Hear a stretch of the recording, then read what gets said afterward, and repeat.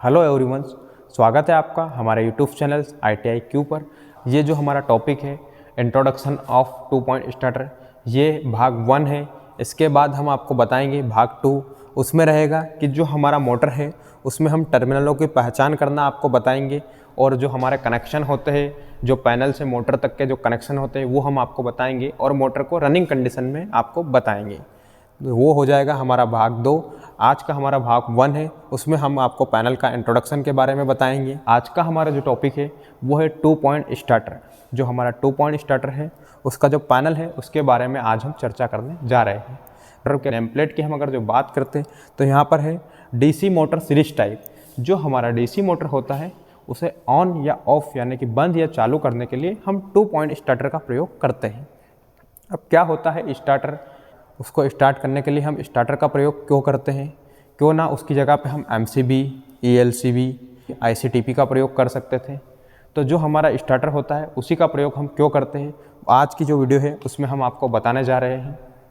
Basically starter क्या होता है तो हम आपको बता दें कि जो हमारी मोटर वो स्टार्टिंग के समय या फिर बंद अवस्था में उसका जो बैक EMF होता है वो शून्य रहता है। अब जो बैक EMF यानी कि विरोधी विद्युत भाग बल शून्य रहता है।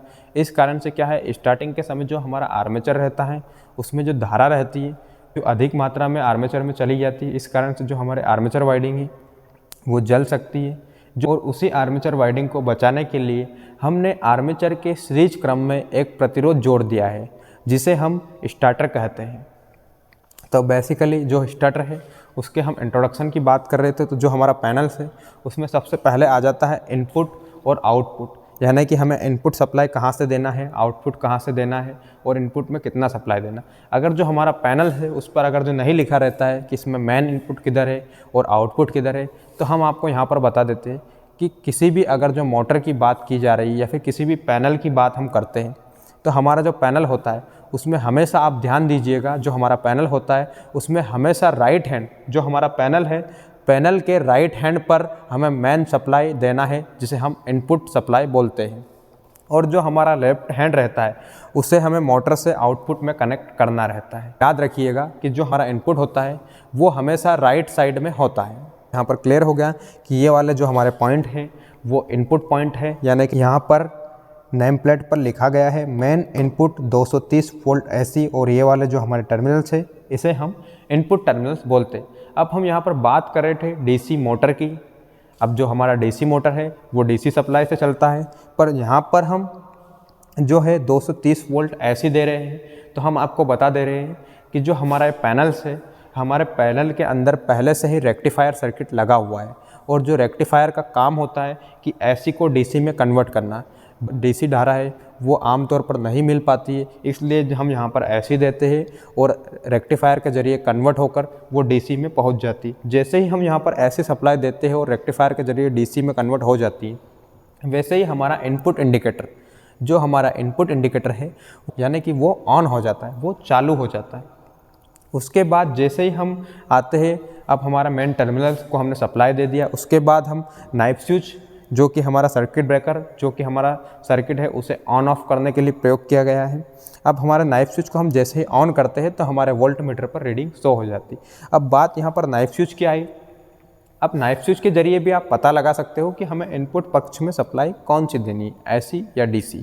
अगर जो यहाँ पर नाइफ स्विच की जगह पर MCB, ICTP का अगर जो प्रयोग किया जाता तो आपका जो ये सर्किट है ये AC से प्रचालित होता। अगर जो यहाँ पर नाइफ स्विच का प्रयोग किया गया है यानी कि ये DC से चल रहा है, ये जो पैनल है वो DC से चल रहा है, तभी यहाँ पर नाइफ स्विच का प्रयोग किया गया है। क्योंकि जो नाइफ स्विच होता है बेसिकली DC सप्लाई के लिए प्रयोग किया जाता है, क्योंकि हमारी जो डिश धारा यानी कि जो DC सप्लाई होती है उसमें जो स्पार्किंग होती है वो अत्यधिक होती है, और उसी स्पार्किंग को कम करने के लिए हमने यहाँ पर नाइफ स्विच का प्रयोग किया है। अन्यथा जो MCB वगैरह होती है उसका प्रयोग हम DC सप्लाई के लिए नहीं कर सकते, क्योंकि उसमें स्पार्किंग अत्यधिक होती है। जो हमारा नाइफ स्विच है, अगर जो हम उसकी रेटिंग की बात करेंगे तो जो हमारा नाइफ स्विच है 20 एम्पियर का लगा हुआ है। हमारे नाइफ स्विच की हम अगर जो मटेरियल की बात करेंगे तो जो हमारा नाइफ स्विच है वो सामान्यतः कॉपर का बनाया जाता है। यहाँ पर जो हमारा पैनल के अंदर नाइफ स्विच लगा है वो आयरन का बना हुआ है। जो नाइफ स्विच होता है उस पर सिलिकॉन जो धातु होती है उसकी परत चढ़ाई जाती है, ताकि जो जंग है वो ना लग सके, या फिर जो स्पार्किंग है स्पार्किंग को कम किया जा सके। उसके कारण हम सिलिकॉन की जो परत लगा देते हैं हमारे नाइफ स्विच पर। अब जो हमारा नाइफ स्विच होता है वो यहाँ पर हमारा जो नाइफ स्विच प्रयोग किया गया है वो डबल पोल यानी कि जो पोल की संख्या है उसमें डबल है, और थ्रो यानी कि वो सिंगल थ्रो है। अब डबल पोल है और सिंगल थ्रो यानी कि जो हमारा सर्किट है उसे एक ओर से ऑन या ऑफ कर रहा है, तो ये हो जाता है हमारा थ्रो। उसके बाद हम वोल्टमीटर पर जो हमारी रीडिंग शो हो रही थी, तो यहाँ पर वोल्टमीटर पर हमारी कितनी रीडिंग शो हो गई, अगर जो हम नाइफ स्विच को ऑन करेंगे तो यहाँ पर 250 वोल्ट रीडिंग आपको शो होगी, 230 वोल्ट से 250 वोल्ट। अब जो हमारा वोल्टमीटर है वो किस प्रकार का है, तो जो हमारा वोल्टमीटर है वो भी डीसी प्रकार का है।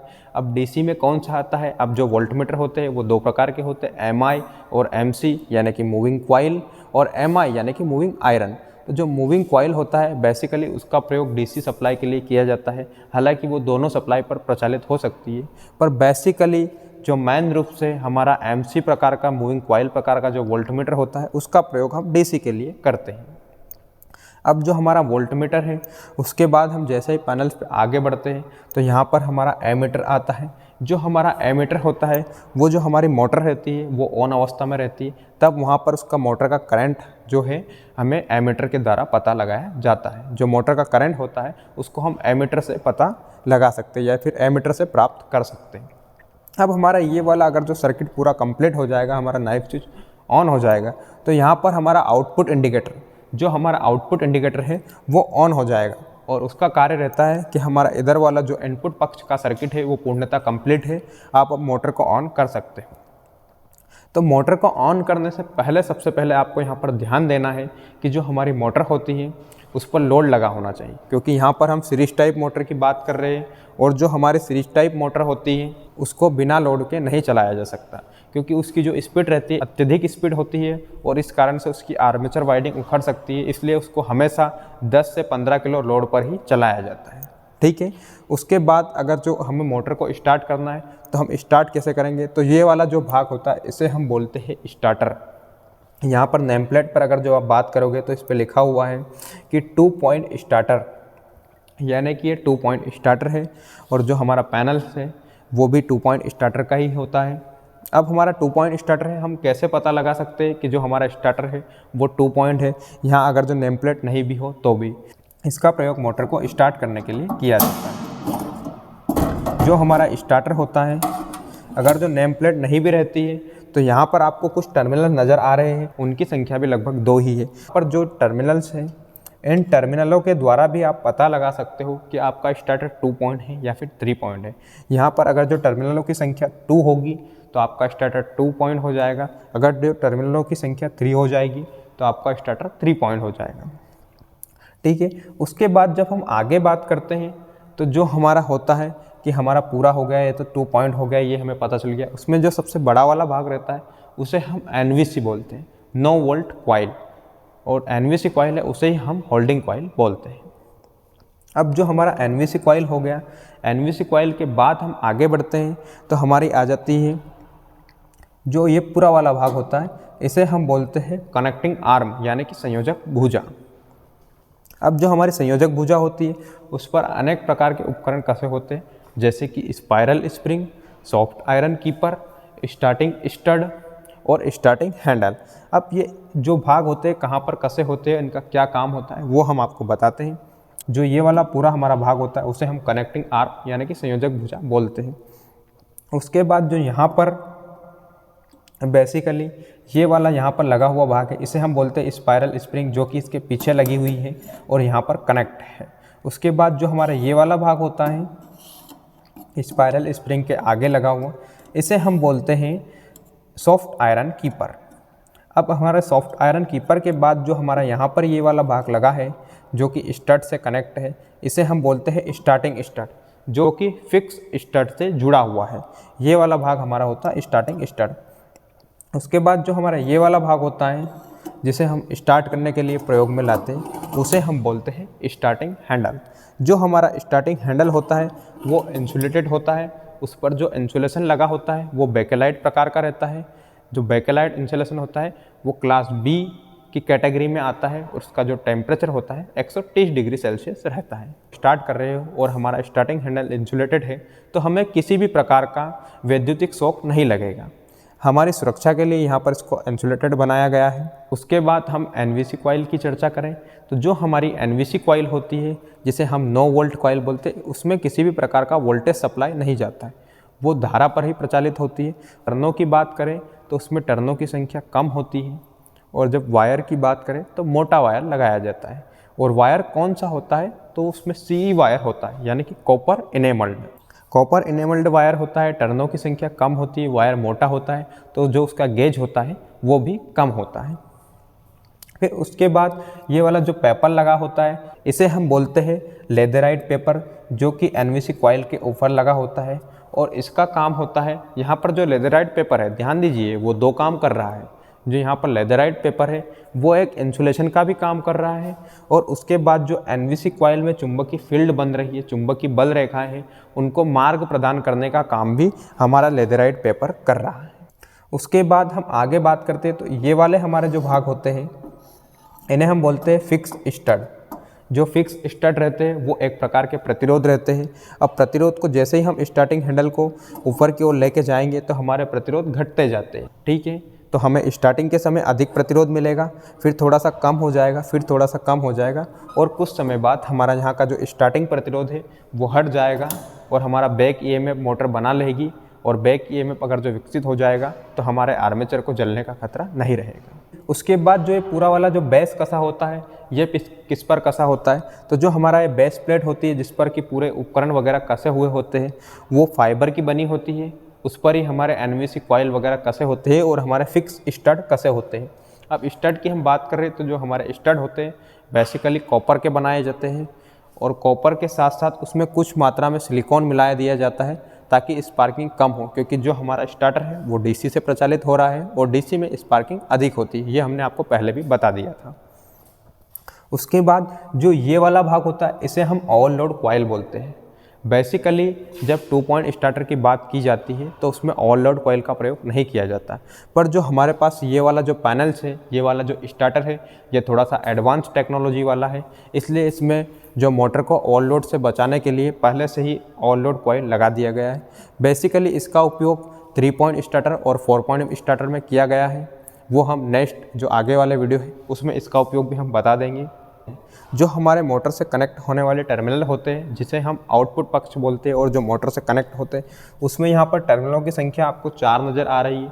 तो हम आपको बता दें कि बेसिकली जो 2 टर्मिनल्स होते हैं जिस पे लिखा है A और AA, ये बेसिकली आर्मेचर से कनेक्ट होते हैं, और S और SS ये जो होता है ये फील्ड वाइंडिंग से कनेक्ट होते हैं। अब यहाँ पर S लिखा है यानी कि सीरीज फील्ड वाइंडिंग होती है, क्योंकि 2 पॉइंट स्टार्टर होता है, सीरीज मोटर के लिए प्रयोग किया जाता है, और सीरीज मोटर में आर्मेचर वाइंडिंग और फील्ड वाइंडिंग एक दूसरे के सीरीज क्रम में लगा रहता है, और उसी क्रम आर्मेचर के सीरीज क्रम में ही हमें स्टार्टर को लगाना रहता है। ये ध्यान दीजिएगा कि जो हमारा स्टार्टर रहता है वो हमेशा आर्मेचर के सीरीज क्रम में जुड़ा रहता है। तो आज की वीडियो है उसमें बस इतना ही कि जो हमारा पैनल होता है उसका इंट्रोडक्शन क्या होता है। नेक्स्ट वीडियो में हम आपको 3 पॉइंट स्टार्टर के बारे में बताएंगे। जो इसमें कुछ चीज़ छूट गई है उसको डीपली हम 3 पॉइंट स्टार्टर में आपको बताएंगे। तब तक के लिए आप हमारे यूट्यूब चैनल्स पर बने रहिए। जो प्रैक्टिकल वीडियो है उनको देखने के लिए आप हमारे यूट्यूब चैनल को सब्सक्राइब कर लीजिए और साथ ही बेल आइकन को दबा लीजिए ताकि नए नए प्रैक्टिकल वीडियो आपको मिलते रहे। आज की वीडियो में बस इतना ही। लगातार आप हमारी वीडियो देखने के लिए हमारे यूट्यूब चैनल ITIQ को सब्सक्राइब कर लीजिए, और ऐसे ही प्रैक्टिकल वीडियो को देखने के लिए आप बेल आइकन को दबा लीजिए और आप हमारे साथ बने रहिए। नेक्स्ट वीडियो में हम बताएंगे जो 3 पॉइंट स्टार्टर होता है उसका पैनल का इंट्रोडक्शन, और उसका भी जो भाग 2 रहेगा उसमें हम मोटर को रनिंग कंडीशन में बताएंगे। तब तक आप हमें बताइए कि हमारा जो वीडियो है आपको कैसा लग रहा है। कमेंट और राय ज़रूर हमें बताइए कमेंट, ताकि हम आपको ऐसे ही नए नए वीडियो लाते रहेंगे।